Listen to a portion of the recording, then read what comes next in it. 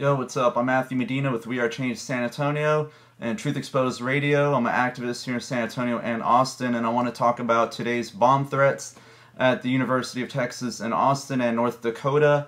And I'm reading a lot of news about it online and checking stuff out. And there's a lot of things that aren't being covered in the mainstream media, a lot of issues to keep in mind. And I got a lot of headlines ready to bring before you, and we'll share all the links in the video description. But first, again, the bomb threats were today at University of Texas in Austin and North Dakota, and they have found no bombs on either scene. And as we look on the news all over the internet, we're seeing a lot of what is being reported to us is a lot of supposed angst and protests against America over a film, a documentary. And I got this article here from the London Independent. Revealed inside story of U.S. envoy's assassination exclusive. America was warned of embassy attack but did nothing. If we go to the article and read it, it talks about how there was actually according to senior diplomatic sources, the U.S. State Department had credible information 48 hours before mobs charged the consulate in Benghazi and the embassy in Cairo that American missions may be targeted, but no warnings were given for diplomats to go on high alert and lockdown, under which is severely restricted. It goes on to say that the growing belief is that the attack was in revenge for the killing in a drone strike in Pakistan, and not, in fact, it says over here that it was not a result of the video. It was actually a result of a drone attack. And if we go on to this other article about entrapment here in the United States and supposed bomb threats and domestic terror threats, terrorist plots hatched by the F.B.I, New York Times, and it lists all these scenarios that have happened, but all these dramas were facilitated by the F.B.I, whose undercover agents and informers pose as terrorists, offering a dummy missile, fake C4 explosives, a disarmed suicide vest, and rudimentary training. And it says suspects naively played their parts until they were arrested. And it goes to list like this one incident in Portland, Oregon, where this guy had a van and he had a supposed 6 55-gallon drums of material, all provided by the F.B.I. As a matter of fact, the F.B.I. drove him there, and he was rolling in the passenger seat, and he thought he could just press some buttons on a cell phone. It goes down a bunch of other times where the F.B.I. sets up these supposed bomb threat situations where they, in fact, are facilitating the supposed terrorists. In this case, covered by the Rolling Stone, how F.B.I. entrapment is inventing terrorists and letting bad guys off the hook. It talks about the Occupy encampment in Cleveland and Ohio, and how in October this guy named Psycho suggested and won the crowd over that they should actually try to blow up a bridge, and how the FBI supplied everything. The FBI swooped in right at the right time, like it says, just like in the movies. Authorities couldn't have more effectively made the Occupy movement look like a danger to the Republic if they had scripted it. Maybe that's because more or less they did script it. And it goes on to list a bunch of other situations where, again, these bomb threats of supposed domestic terrorists are facilitated by the F.B.I. Here's CBS News. F.B.I. terrorist stings, entrapment, and prevention, because it's widely known they create this threat. Here's another one where NYPD boasts they thwarted 14 terror attacks. But if we scroll down to right here with cases with significant or dominant role by government informants, and it goes to list this case with the New Borough 4, in which foremen in upstate New York planted what they thought were real bombs outside synagogues in the Bronx, and they were found guilty in 2010 after the jury rejected an entrapment case. And that's because over here from FBI.gov I got avoiding the entrapment defense in a post 9/11 world. So you know they can do whatever they want, set you up. It says right here the informant piled chromite with offers of $250,000, a luxury car, and a barbershop. They're trying to hook him up. An FBI agent on the case acknowledged under cross-examination during the trial that the government was essentially in control of what the four were doing while they were with the informant.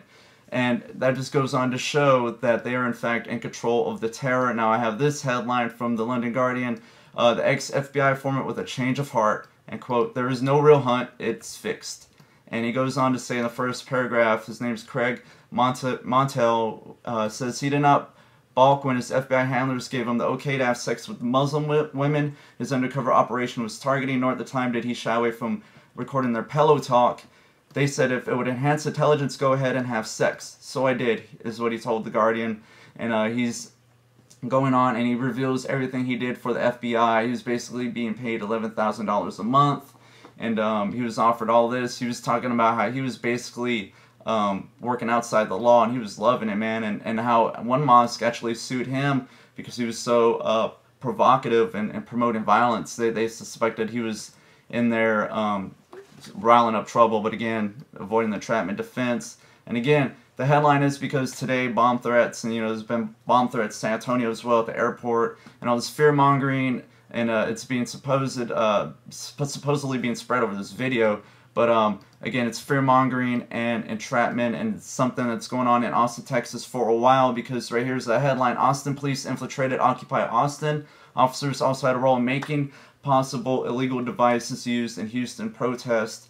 And there's other headlines with past situations with informants and infiltrators. In one case, where there was a group that traveled to the RNC in 2008, and he actually promoted that they firebomb the police. And back here in San Antonio, actually in Austin, Texas, he actually promoted firebombing the Brave New Bookstore over there off Guadalupe. But this right here is a whole different case, more recent, just like today's supposed bomb threats. This officer was actually a detective, and he helped right here plan and manufacture devices often called lunch boxes that allow Occupy members to tie themselves together during a protest in Houston. The revelations include behind-the-scenes details of the lengths the police department went to in its effort to monitor and control the Occupy Austin movement, which maintained a presence at City Hall for nearly 5 months. According to court documents, police brass up to and including Chief Art Acevedo approved the infiltration operation. And for a more in-depth article from someone that was actually a part of Occupy Austin, I have this headline here from Kit O'Connell, and I'll share this information on the video description right here. Like, check it out. Here's the guy right here. Here's the infiltrator.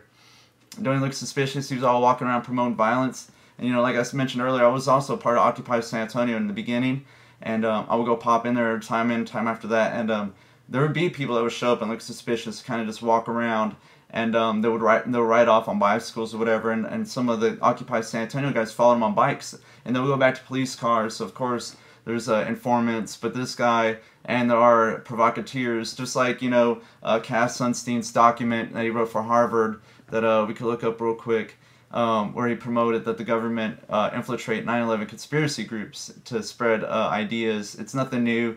Just like the fear-mongering and domestic terror entrapment cases are nothing new. And you know what happens, like, for example, with my situation, along with John Bush, when we record police who are rogue, they just lock you up in jail. They put you in jail, and you have to actually defend yourself. Here is a situation where we spoke to this officer, Mistric, right here, and asked him if he was working hard that night, and he actually threatened us right after that. So we walked off, and he followed us, and we noticed they were following us, and they stopped to take a picture. And as he stopped to take a picture, we turned around and took pictures of him posing with this girl, the pictures on Facebook.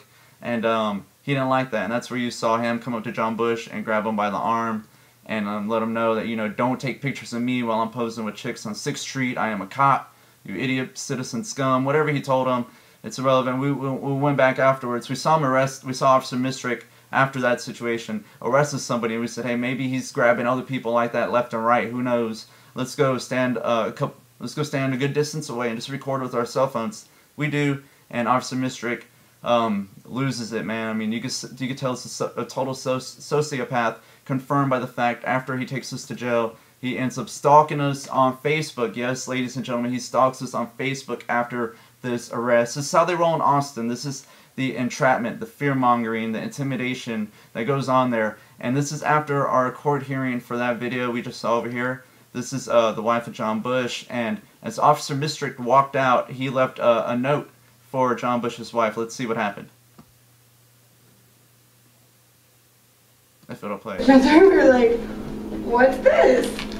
It was folded. It was folded like this. Go to unfold it, and it's a screenshot of my Facebook page with my name written next to my real name written next to my Facebook nickname.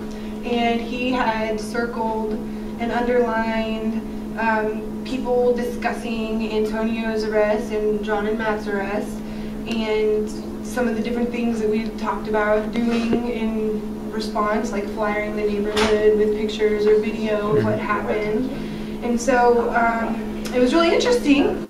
So again, that is Austin police leaving papers with activists' wives intimidating them, letting them know, hey, we're creating fake accounts and we're watching you on Facebook.